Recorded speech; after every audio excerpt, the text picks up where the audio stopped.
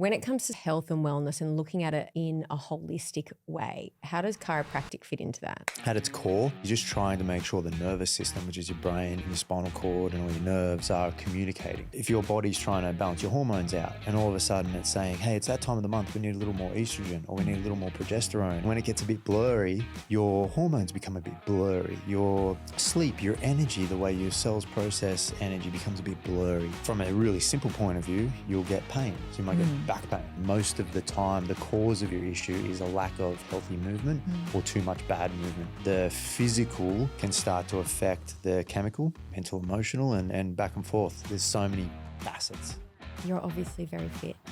You're a fit guy. Is it something you've had to work at or are you just lucky? It's something I really value. Yes, it's work, but it doesn't really feel like work when you value it. Fitness for me is one, it clears my mind. It makes me feel good. It balances my hormones so I feel good. I feel like I've achieved stuff. When I sweat, I think it detoxes me. Every time I step into the gym, I have clear, measurable goals and I'm getting little wins along the way. And I think that extrapolates to the rest of my life really well. But on the other side, from a aesthetic point of view, if you take Tim, the model Tim, who might do a magazine cover or whatever, there is a level where I feel I need to keep up an aesthetic. Feeling confident in your skin is so much more than what you see in the mirror. And how can you feel good?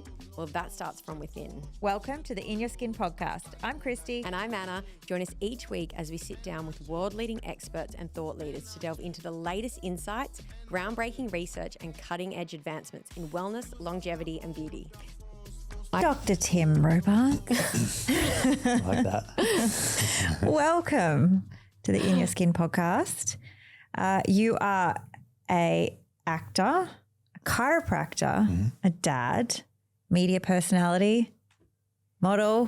What aren't you? A business owner, a dad of two. A real slashy. And you are Anna's husband. Yay. Yeah. What else? What else can't you do? No, what else can you do? Well, I've always been like good at a lot of things, but not really good at one thing. So it's like a blessing and a curse. So I do a lot of things. Ooh. Just keep things fun. You're clearly passionate about a lot of things and you've had a pretty diverse career. What are you most passionate about these days? These days, no one really gets to see it, but I'm passionate about my acting and obviously my family. But my acting is what I'm most focused on and really trying to achieve some success in, I guess. You know, it's hard. You're at the mercy of casting agents and things, and I've got really close, but getting there, it's getting close.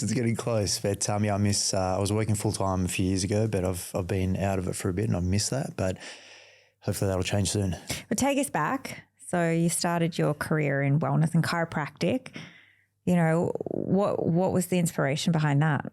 I think growing up with two things, my mum was sick while I was growing up, and seeing her go through trying to find what was going on with her and what I learned through that was a big influence. And having my grandma who was, she did everything Chinese. She wasn't Chinese, but she did everything Chinese. She did Qigong, massage, Tai Chi, loved Chinese medicine. And she used to massage me from when I was like 5. So she did massage as a profession.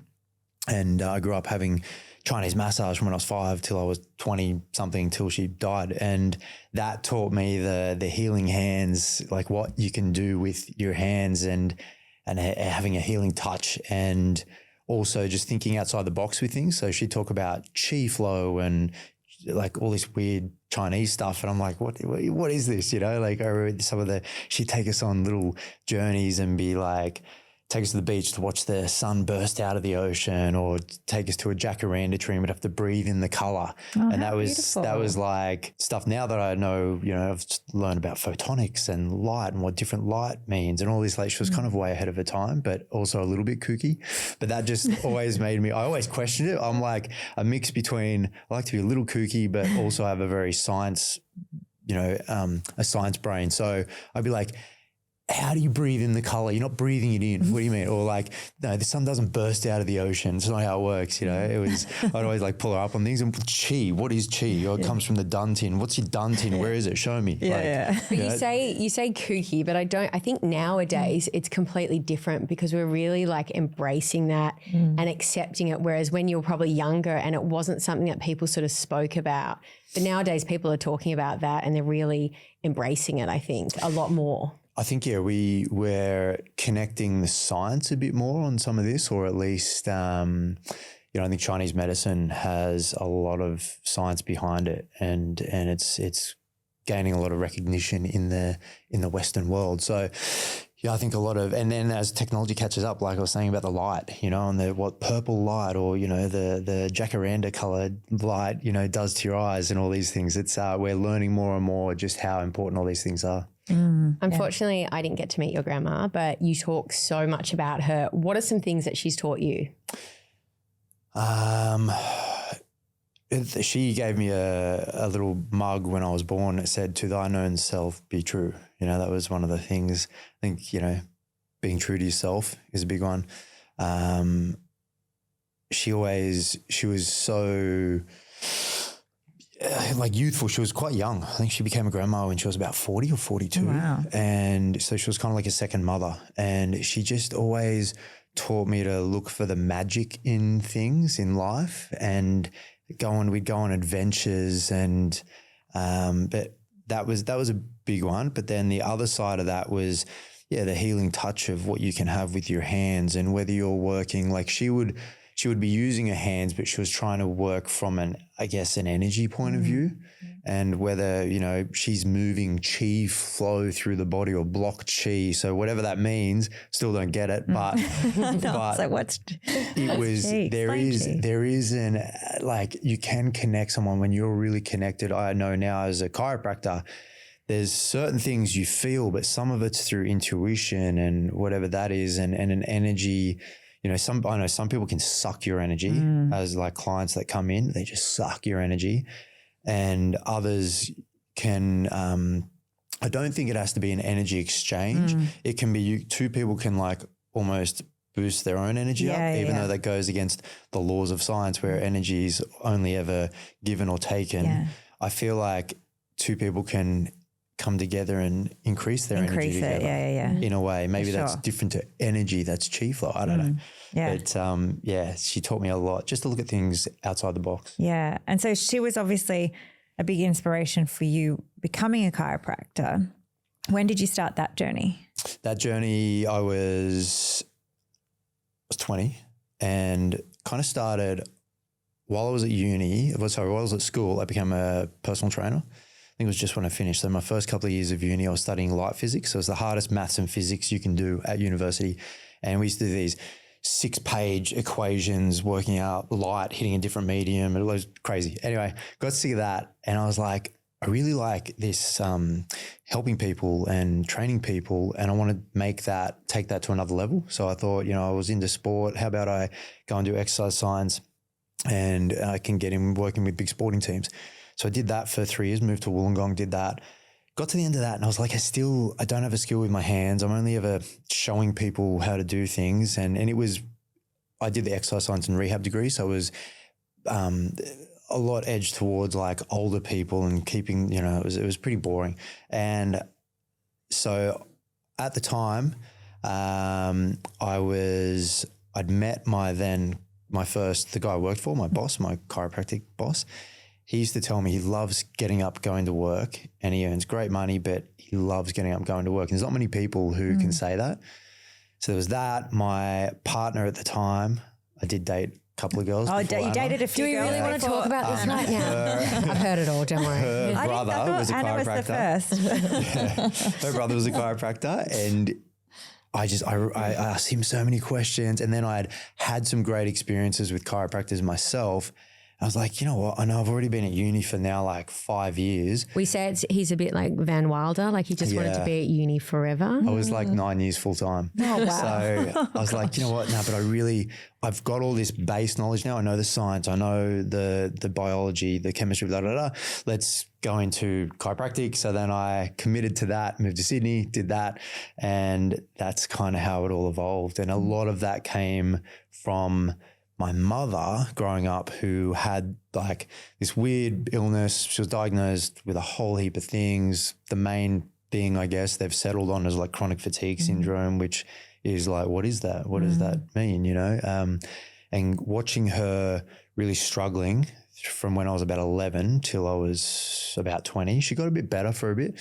So seeing her struggle and seeing the process she went through in the Western paradigm of like, do all these tests, try and find a diagnosis. Is there one thing that's causing this, or is there one drug that can fix this? Trying to navigate that and just seeing her hitting roadblocks. Like she was diagnosed at one point with narcolepsy and put on Ritalin, which is not what she needed, you know?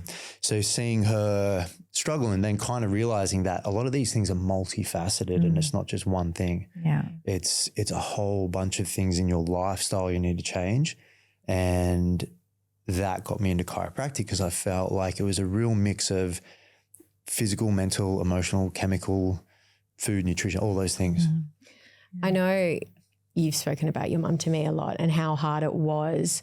You had to bring up your brother and your sister at certain points. How did that make you feel? Yeah, like I had to, I won't take it away from my mum, still brought us all up, but like there would be times where she was bedridden for days. So yeah, we had to really step up as a 13-year-old. Like we'd have to be making our own food and mum would be in bed, bedridden. You might have had the ambulance come because she's just had a turn and she's like convulsing on the couch and you're sitting there going like, is my mum dying? She's literally convulsing on the couch and you're calling your dad and dad's at work and the ambulance comes and they don't know what to do. And then your mum's bedridden for a week and the emotional thing that she went through, you know, she'd then get a bit short and snappy and it was really hard on her. It was hard on us.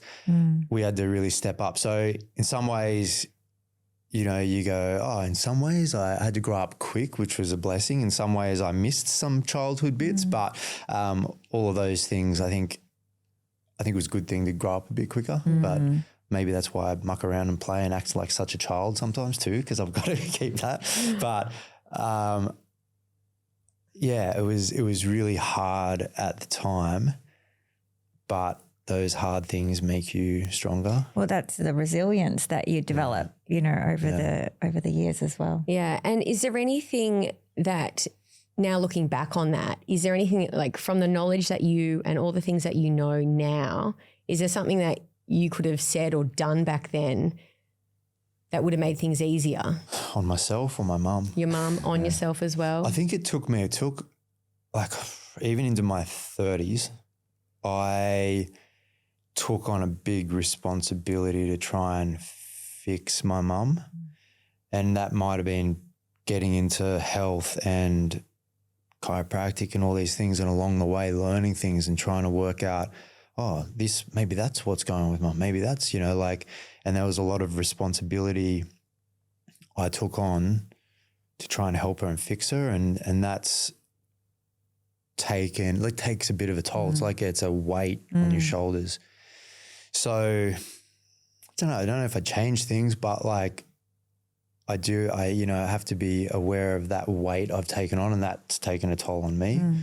So maybe I tell myself to lighten up a little bit, don't take on too much. And is that the advice you'd give to somebody who's also trying to care for someone who is going through something like chronic fatigue or a chronic illness? Yeah, it's really hard because, and I know how hard it is for my mum. There's so many facets to it because she goes through periods where in some ways people might think she's just bunging it on, you know, like toughen up, you know, don't, you know, even chronic fatigue in itself, what does that mean? You're just chronically tired. Well, it's like toughen up, get, you know, what's wrong with you kind of thing, you know, it's really hard. And there's times where when you see her convulsing and stuff, you know, there's a little something more than just, I'm tired today, you know, I'm a bit sleepy. Like we all get tired, but this is like another level. So yeah, it involves a lot of understanding but there's so much not that you can't understand when you're not in it, but especially when you're a teenager, like growing up with mum and just being like, what is going on? This isn't fair. Like a bit, so in a selfish way, I was like,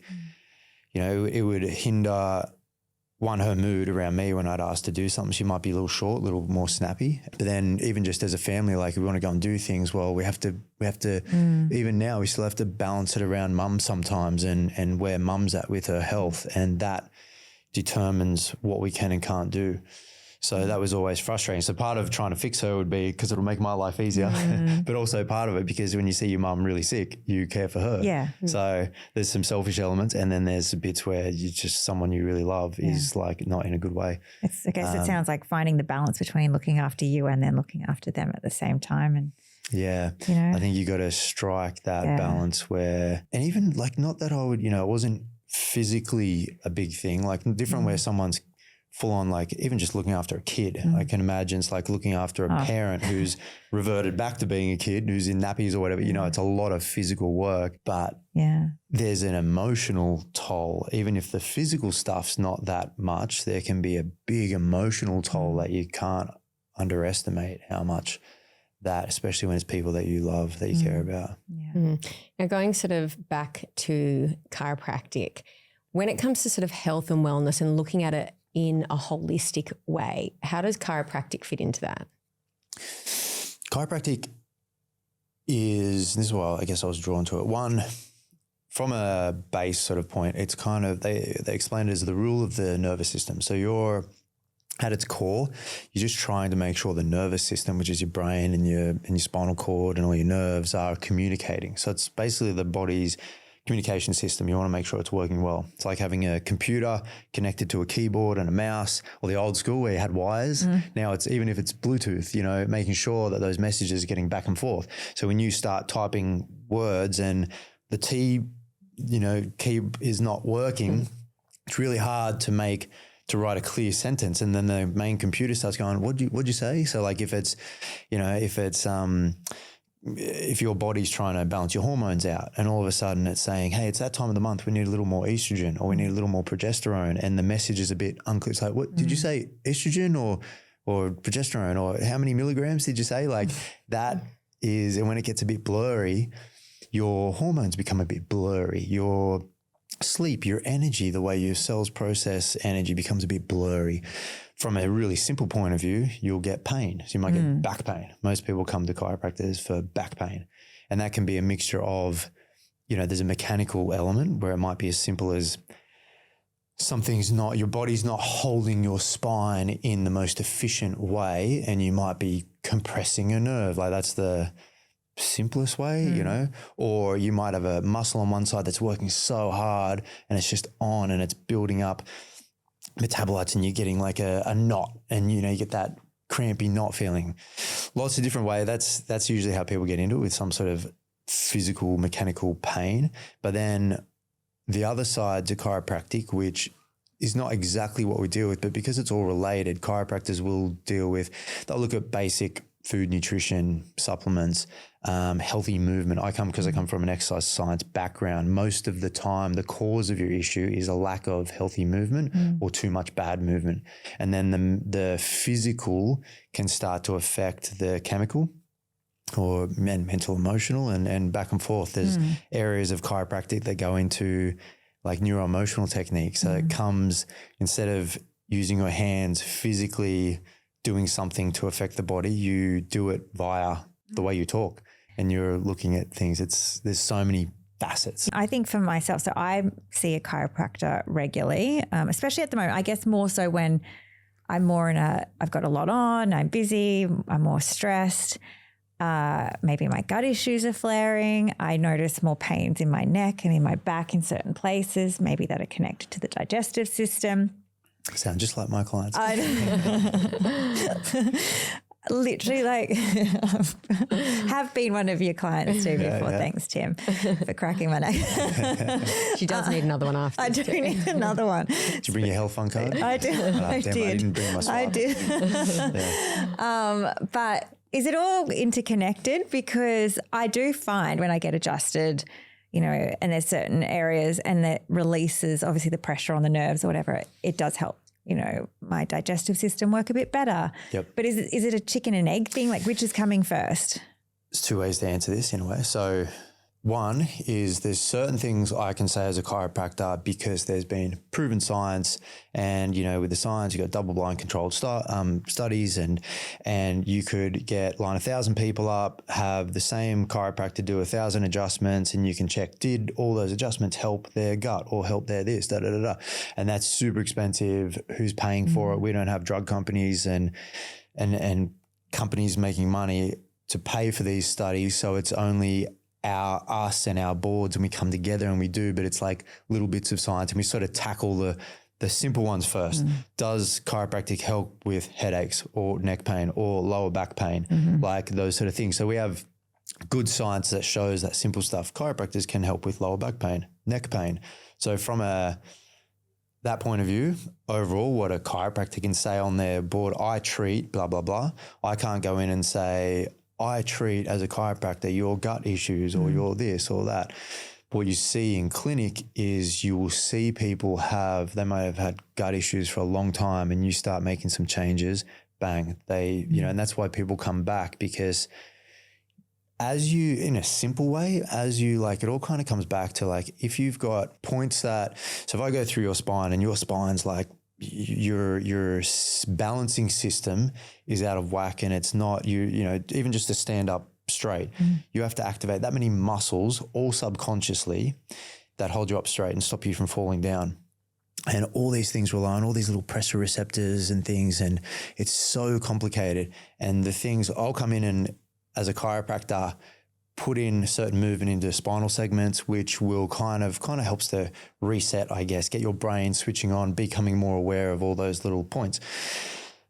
As you do that, all those points that were there, that were sore before, you were feeling pain, they create nociception, that's pain to your brain. It's kind of like when you're talking on a phone, old school phones, and if the reception was bad, it was like, yeah, okay, go on, yeah, it's John. This is for our younger listeners who don't know. Yeah.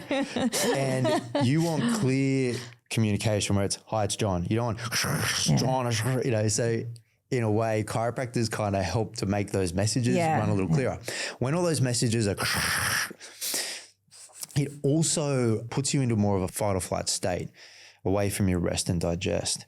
And when you're in more of a fight or flight state, a lot of times with that, your inflammatory markers are up, all those hormones that jack you up. And if you're in that state for quite a long time, that can create a whole bunch of other issues from a chemical point of view, not just mechanical. Add more stress too. All of that, yeah. Then you add your external mental, emotional stresses, all those things. So from a really simple point, chiropractic, if you take away some of the mechanical stresses, even just the mechanical ones, you decrease this overall stress on the body, bring you back down of being in such a fight or flight, and you come back down to homeostasis or a balanced level there.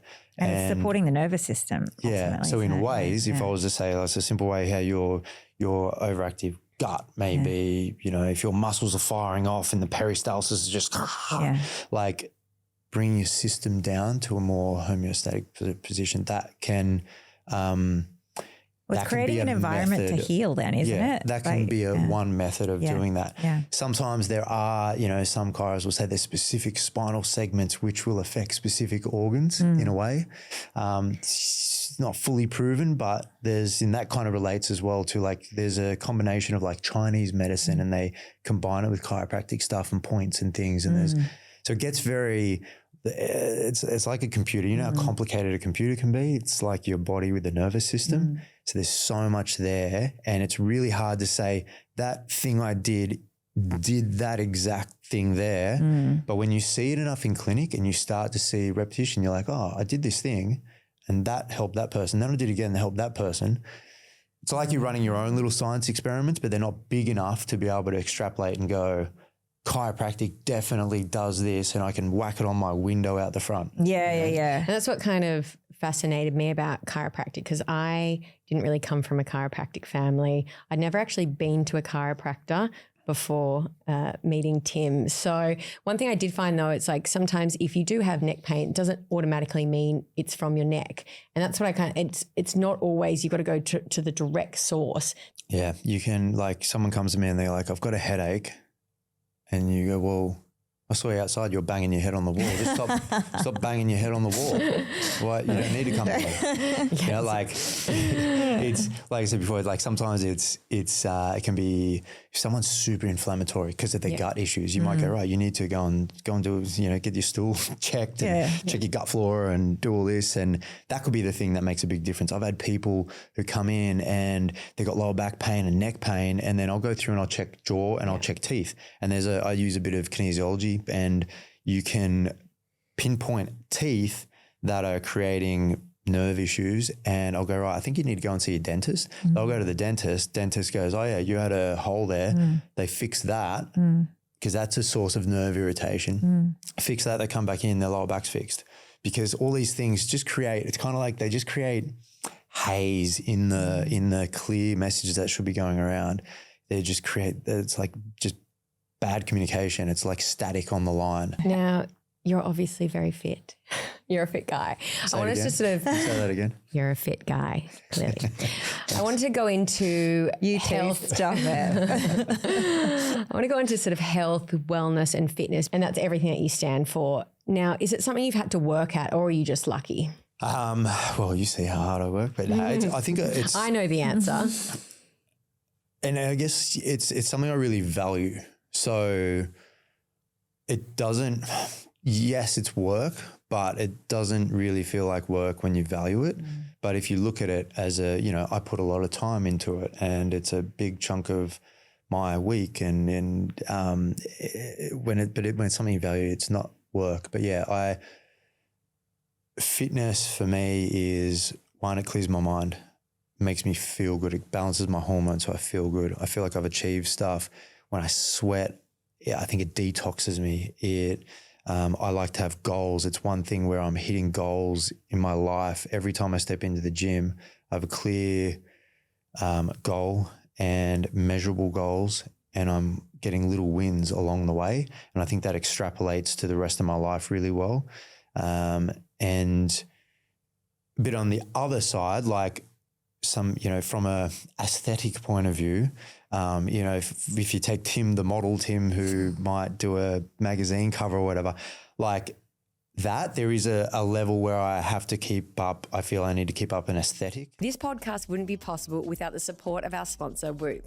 Hey, Anna, what was your sleep score last night? Well, wouldn't you like to know? No, it was 87%. What did you get? 100%. Of course. Whoop has me dialed in.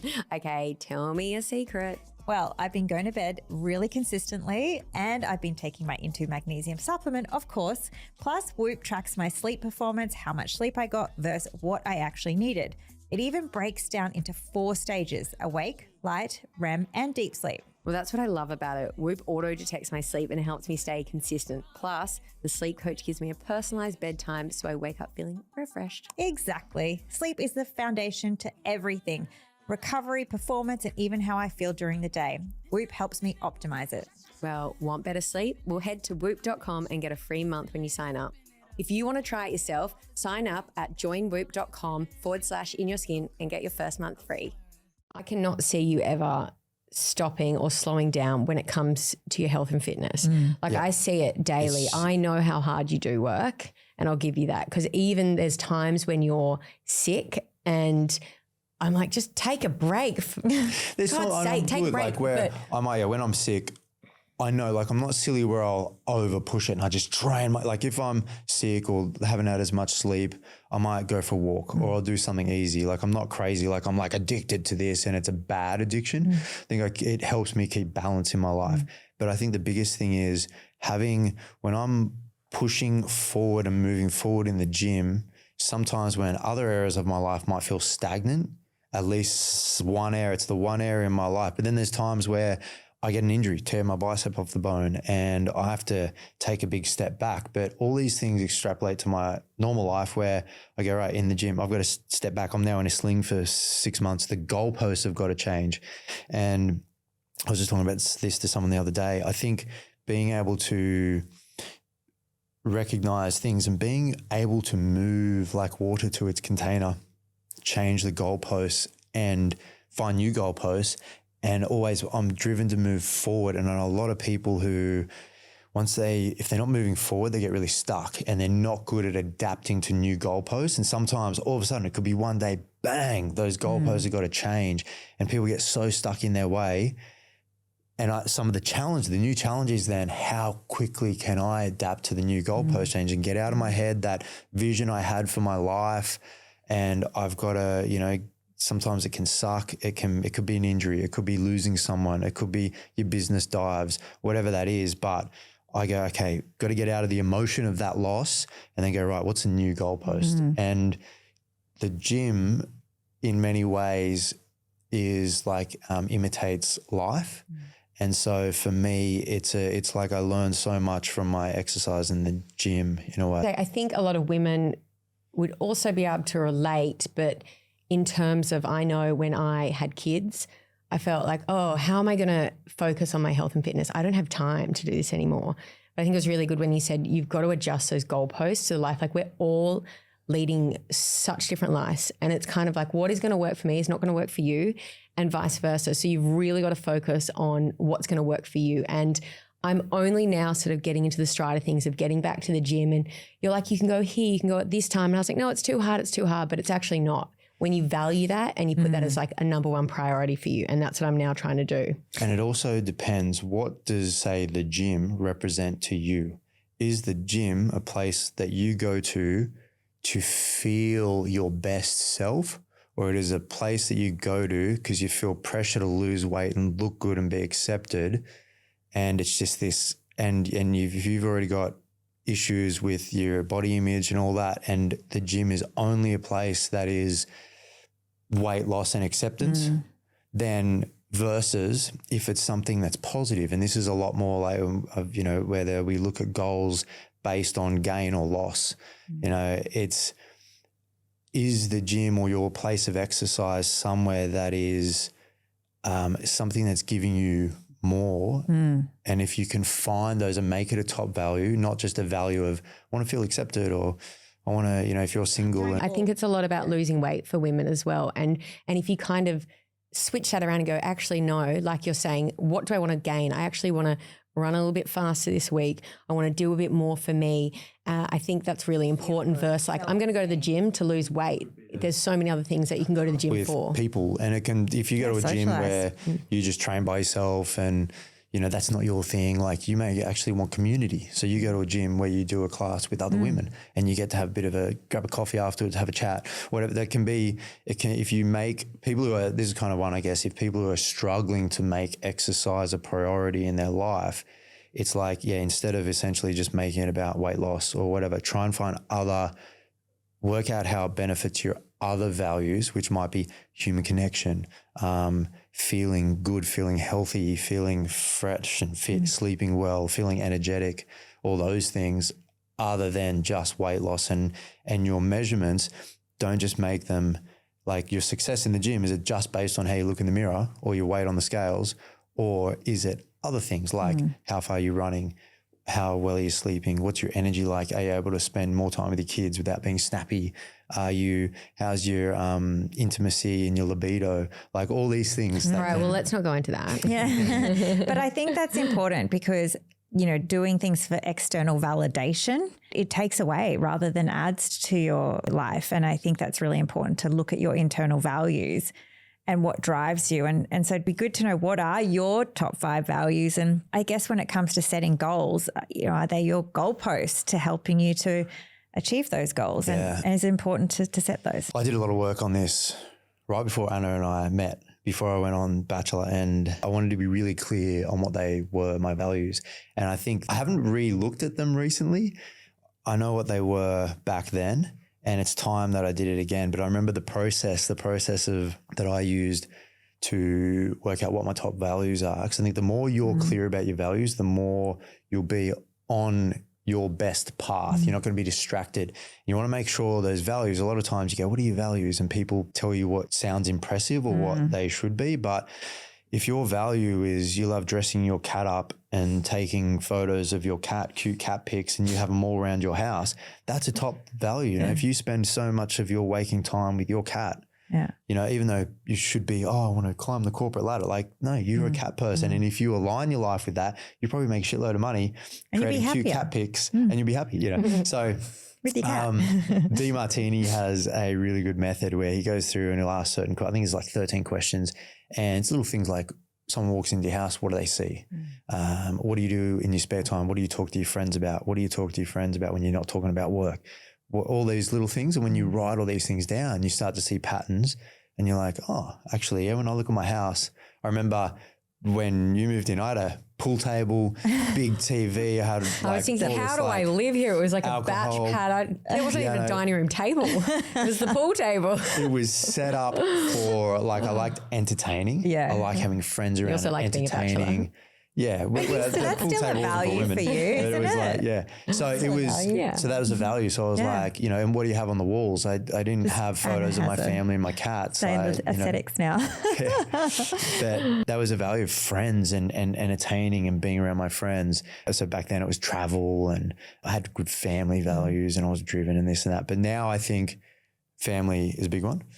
I still love to travel. It's really hard to travel, but I'm all about now. I think I'm really growth, personal growth, business growth. Like I've had a few businesses, things like success in my acting and that, like I'm just driven to continue to grow and learn. Like that's a big, I need to always be moving forward. I'm not the type to just sit back and just be like, like just let life pass me by. I want to always be like, what can I do tomorrow that I didn't do today, you know, and always moving forward. So, which is great. Yeah. It can also be exhausting. It's exhausting. Anna's like, oh my gosh, we got to go out again. That's for sure. So I think fitness, family, growth, success, and people. I'm doing less chiropractic now, but I really like this exchange between I want to be loved, and I feel that when I used to be able to, I don't do it as much now, but when I would help someone chiro wise, there was this really nice thing where I've helped them. They have been really grateful. That makes me feel nice and warm inside, you know, there's that. And I think now with say acting, I can do that through, if I do a scene and someone watches that and I've moved them emotionally and I've created a change in their life, that's one way I can do that now, less on the table, but you can, you know, some movies that I've watched can really influence and change the way I think about things and they can have such a big impact on your life.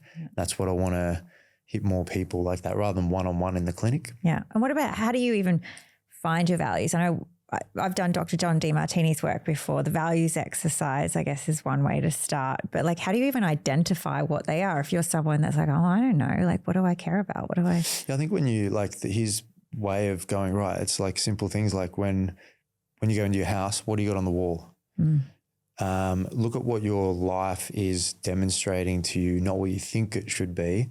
So when you look as if you had a camera crew come in and look at your life objectively, what do they see? What's in your house? What have you got set up? What are you talking to your friends about when you're just talking shit? You know, what do you do when you've got that spare time after work? What do you do? What are you looking at on Instagram? All those little things reading about, thinking about to you what you value.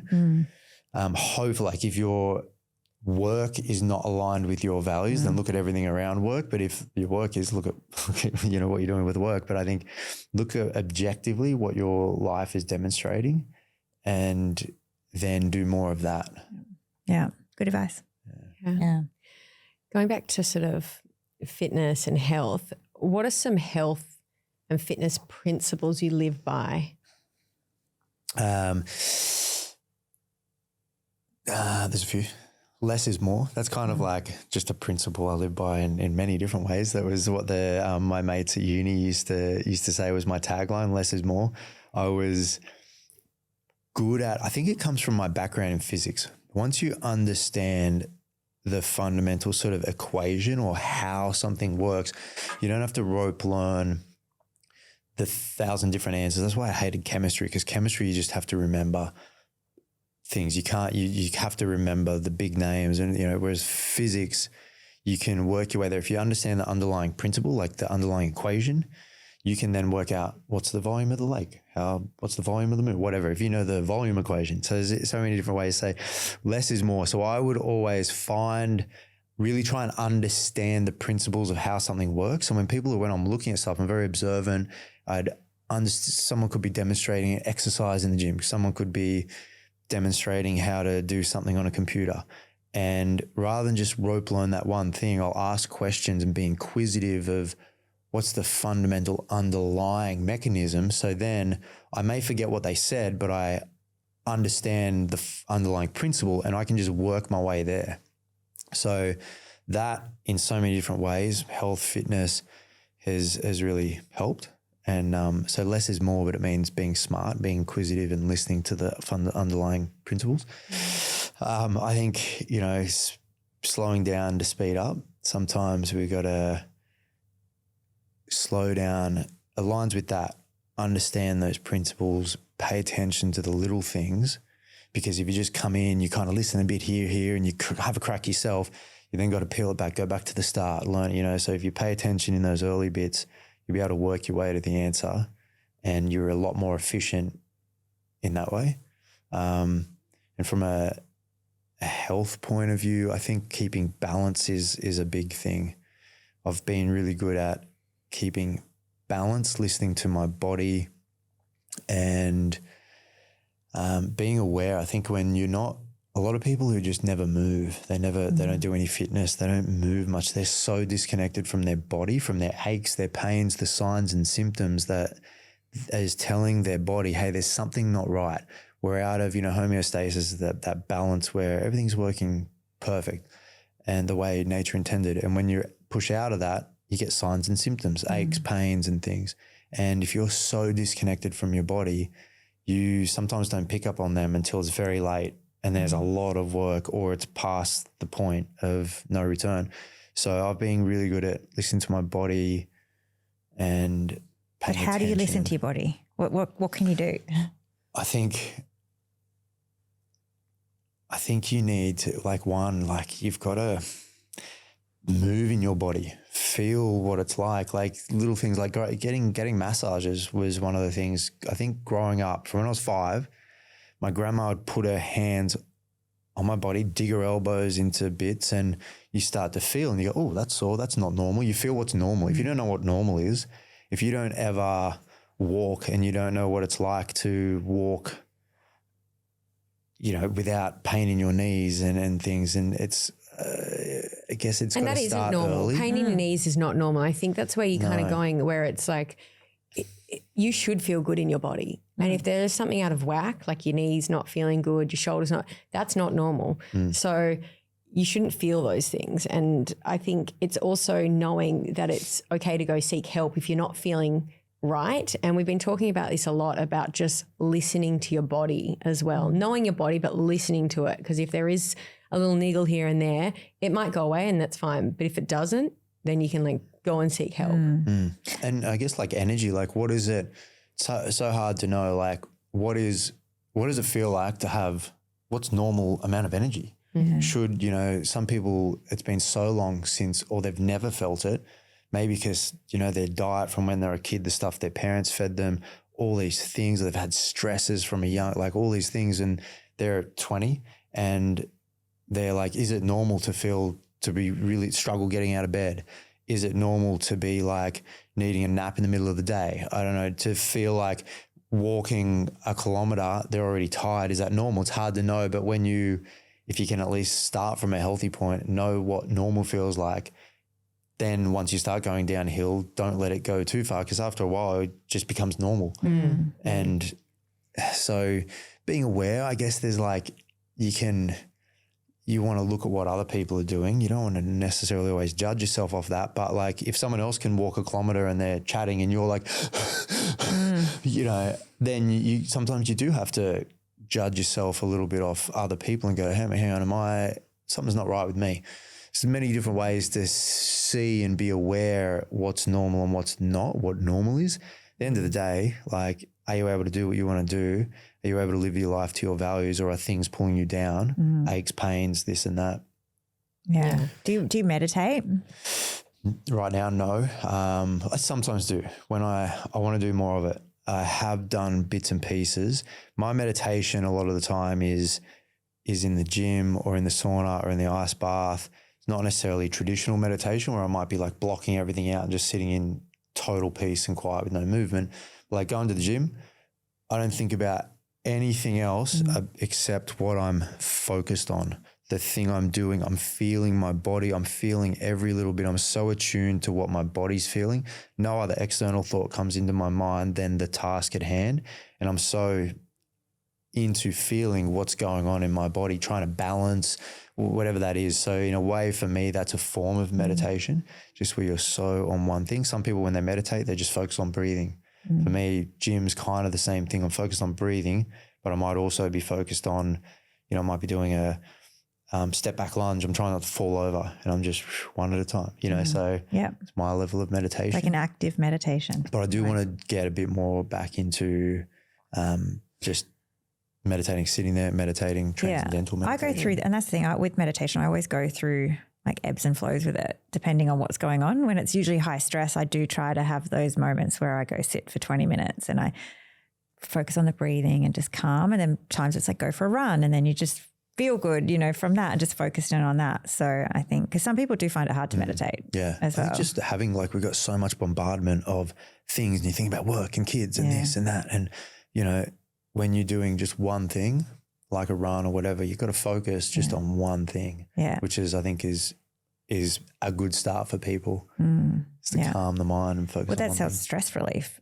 and recognizing if you've got a lot of stress on as well. It's that awareness, isn't it? Now, I feel like I've probably changed quite a lot since being with you in a positive way when it comes to health and fitness, because you give me so many different tips and tricks along the way, even just little things. You listen to some of them. Listen to, probably about a half of them, a quarter of them. One thing, even just like little basic tips to sort of motivate me or motivate other people, what would they be? Because I know one was just like, let's take the stairs instead of taking the elevator or the escalator, whatever it may be. We try and take the stairs when we can. And before that, I would never have taken the stairs. And little things like that have really changed my life for the better. So buying a house with, what do we have? What was our last place? How many stairs? 76 stairs. To get up to our apartment. It was, crazy. We had to get out of there. But it was good. I felt every day when I was doing it, I was like, at least there are a lot of stairs. Yes, that's a negative, but it's a positive, because I feel like I'm getting fit from it. Yeah. But what are some motivational tips and strategies that people can sort of take on and use in their life? I think looking for that, like you said, like there's those little bits of extra exercise you can get. I think just, take the stairs when you can. Instead of, if something's just up the street, walk it instead of jumping in the car. There's little things. But I think the more you can create habits, our habits are the most important thing, rather than having to always look for things. Just create habits and they just happen automatically almost. It's like, so I think the more healthy habits you can get in, so start simple, might be walk. Walking is the easiest thing that people can do. If you can make your walking part of your, like, walking to work or walking as, like, factor that into something you do every day, then even easier when you can tie it into something you have to do. So walk to work, walk to the bus stop, walk to whatever. If it has to be an extra, like, I'm going to go for a walk just for the purpose of going for a walk, that's something you can add in. But I think then the big thing is, if you want to add in, you've got to make something, it's got to support your values. So first, get clear on your values. If exercise is not one of those top 5 values, then, or fitness and exercise, whatever, then try and link how exercise and fitness supports one of your top values. So say one of your top values is, success into wellness and your business. Then if you know that, you're stressed out, you're not on your game when you're not exercising, and exercise helps support your stress levels and keeps you healthy. So then you can be more successful in your business. Like you got to try and link those two together. So as long as you do that, that's a good start. And then just set small goals. So big goals are great. Big goal might be, especially for women, might be want to look a certain way. Hopefully you make it, I want to feel a certain way. But set some bigger goals. They might be 3-month goals or year-long goals, but then set your weekly goals or your daily goals, and they're the ones you got to focus on. The measurable daily goals. Measurable is great. If you can be measurable and time-based, that's really important. So I find measurable goals without that aren't measurable and time-based are just pretty open. Like if you go, I want to be fitter. What does that mean? Like it's not really a goal. It needs to be defined. So if you go, I want to be fitter, which means I want to be able to walk 30 minutes a day and I want to walk 5 kilometers in 25 minutes.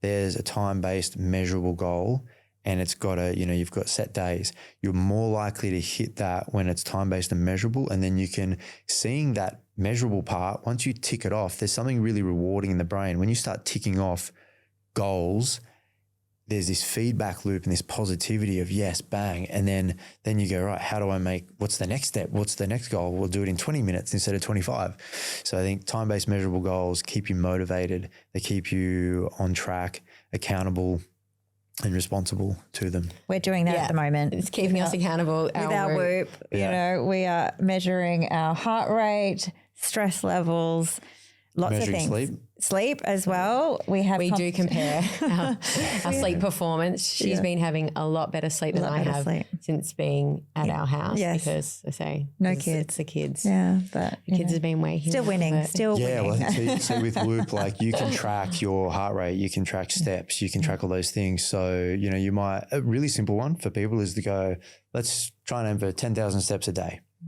And if you get to it's 6 o'clock at night and you've only done 8,000, then go out for a little walk around the block, whatever. But you have to set a goal and you have to commit. It's like signing a contract, commit to doing it. If you miss it here and there, you can either go, right, I'll make up a bit, or just sometimes you can afford that you can miss some, but get back on. Yeah, it's funny because you say that, because there have been times where I've been like, okay, I want to get to that 10,000. So I've been up in our bedroom, in our pajamas, running on the spot to get that 10,000. I was like, I got to get this 10,000. It's so important.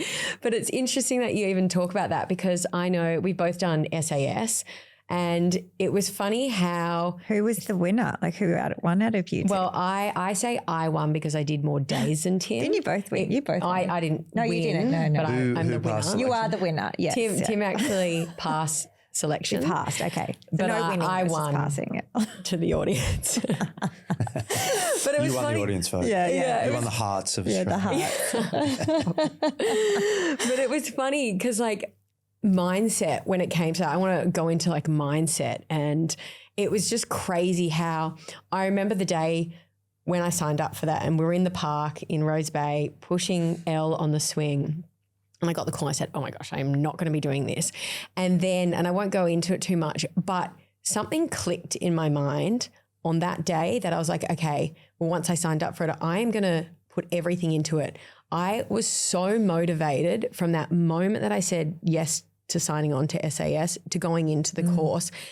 And I find it so fascinating how things can change like that, how quickly your mind can change, and all the things that you thought you couldn't do, you didn't feel like, or you can't go for that run that day. But in fact, you actually can.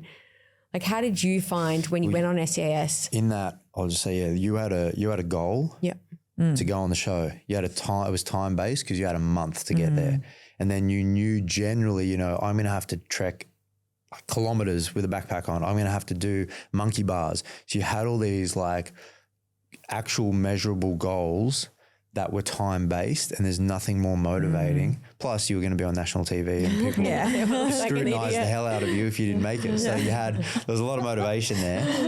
But back to your question. Yeah, but it just shows how, one thing that I really learnt from that show, and I know you would have learned as well, is what you're actually capable of, that people don't think, like a lot of people think I can't go for that run. I even do it now when I go for a walk and I do a certain amount of kilometers. I was like, oh, there's no way I could have done any more than that. But I find like, what is some, I guess, advice for women in their 30s? They want to get into health and fitness a lot more. They want to do more fitness. Like, what is something you would say to them? Find something you enjoy doing, or a goal that is something that excites you. So the goal has to be exciting, or it just has to be something you actually love doing. Sometimes training, like training for SAS, the doing, going out, running in the rain with uncomfortable boots on, getting in ice baths, all that is not necessarily enjoyable. The sense of achievement afterwards is. So sometimes you got to step through some shit to then, before you get that sense of achievement. And if you never take the first step, you'll never get that sense of achievement and pride, self-belief and everything that comes with that. So it's really hard. Like, you know, you can say that to people, but until they take the first step. So the biggest thing is take the first step, find something that you either really enjoy. If it's not attainable and it feels like such a big leap, you'll psych yourself out of it. Set small measurable goals first. And then as you do them, you go, oh, I just did that. You know, it might be, I'm going to commit to going to the gym twice a week for 30 minutes each time. And you set it easy, because then once you do that, you go, oh, that wasn't too bad. Getting in the door was not too hard. Now I'll up it. Whereas if you go, I've got to go to the gym 5 days a week for an hour, and, you know, you find, oh shit, I'm only doing 2 days. I'm just going to quit my membership. You know, if you just started with 2 days and 30 minutes, you're killing it. Yeah. So start with small goals, measurable, and build it. Make sure you enjoy it. Make sure it's something that excites you. Otherwise, you won't stick to it. A lot of our listeners will be like, oh, I might be too busy. I don't have time. I've got kids. I'm like, a lot of excuses. Like, what advice would you give to someone who's just about priorities. So yeah, like if your kids are more of a priority than your fitness, then I get it. Or you might be caring for someone who needs so much help, but you've got to look at, when are you the best version of yourself for your kids? Is it a fitter version of you? And it doesn't necessarily mean that you need to start going to the gym for an hour every day. It may mean that you do a 15-minute class in front of the TV while your kid sleeps or something. Just even the act of doing something for yourself, I think showing love to yourself is so important. So even the smallest thing might be a stretch in front of the TV, 15 minutes that you take for yourself, because maybe before that you did nothing for yourself. Everything you did was for other people, for your kids, for your husband, for your sick parent, your old parent, your whatever, like your business, your work. You feel like I'm just giving. Big one. Just a small act of something where you're showing love to yourself. And I try and do that every day. Sometimes a workout might be jump in the sauna, ice bath, might be just a nice warm shower. I spend an extra 1 minute in, or I have a stretch in the shower, something that costs nothing. It might be some nice, I spend a bit extra making a meal that's not just like steak and 3 veg. I do something a little extra, or I go for a massage here and there, or I give my partner a massage, whatever. It happens every now. I think I got a couple of massages throughout my pregnancy. I would have liked a few more. It's so important, that self-love. I find even myself recently, it was this big 2025 goal for me anyway, just with, practicing more self-love. I think as women, we don't do enough of it, but I have been finding the more I do these practices, the more I love myself, the more magnetic I become, the more I manifest, the more things come to me, the more I have to give for people, to people 100%. and to my work. And it just multiplies, Yeah. I think also, women, I was going to say quickly, I think women are really good at giving. They're the mothers, the nurturers. They give. And sometimes, don't get enough themselves, or don't give back to themselves. Yeah. And you've really got to take that time. And the thing is, like, people will talk about loving themselves, and with women, a lot of issues are body image and this, and it's like, love your body, love this, love that. But when love isn't just something that you just do. You don't just switch on and go, oh, I'm going to love myself, love my body. Love is an action. you've got to do something to show it. It doesn't just happen. Like if you have your kids, you love them because you care for them. You do things for them. So you keep them protected, you feed them, you nurture them. You know, for yourself, what do? You've got to show yourself that you love yourself by doing actions. You can't just, someone who's really struggling to love themselves can't just switch on without doing something. So you have to do something to show your body that you love it. 100%. That's the biggest thing. Do something. It's got to be an action. Love is an action word. Yeah. And also when you're talking about fitness might not be a priority to some people because their kids are, but how I see it, I guess, is kids are always going to be number one. But like you said, if you haven't gone to work out, you're not going to be a great dad. You're going to be half of what you could be.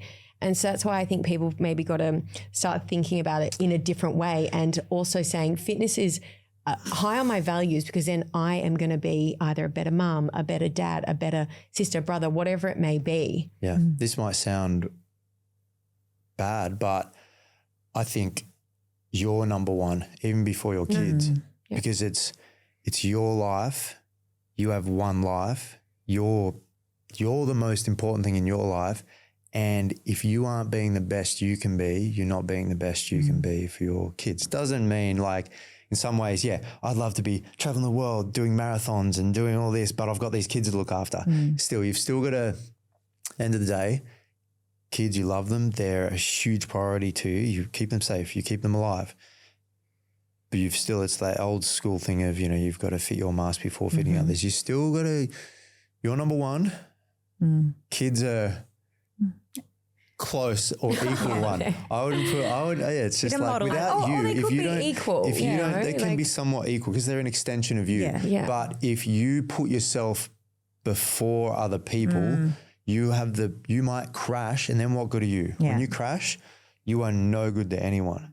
So you need to be either like, you're still number one too. Who comes second? I don't know. Maybe they're equal number one, but you're still number one. Yeah. Always.